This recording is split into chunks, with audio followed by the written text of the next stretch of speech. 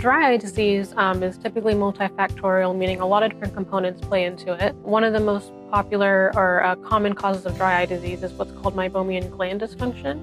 The meibomian glands are what line your eyelids, and they create the oily component of your tears. And what happens is this oily component is what prevents your tears from evaporating off of the eye.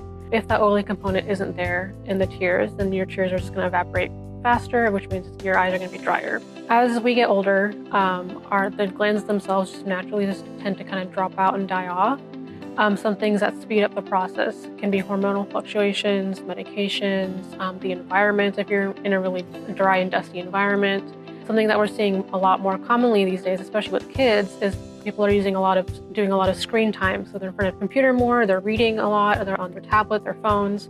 We tend to blink a lot less during this when we're concentrated on something. And what happens when we don't blink is that if those glands aren't functioning as they should, then they start to get clogged up and die off.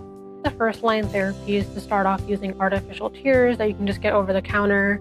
And then I also like to recommend, especially depending on the type of dry eye that they have, to do warm compresses, because the heat is what helps those glands kind of expel their contents and makes them keeps them nice and healthy, and keeps your tear film nice and stable as well. There are also special kind of technological treatments such as LipiFlow, IPL, LLT. Those are all treatments that we do for kind of more severe dry eye, or if we're not seeing a lot of progress in treatment. We have a lot of different methods of analyzing what's causing the dry eye.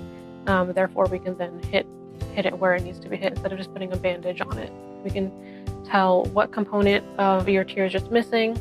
We'll also be able to analyze your tear film and how stable it is that way as well. And then again, we'll gear our treatment plan towards what kind of dry eye you have.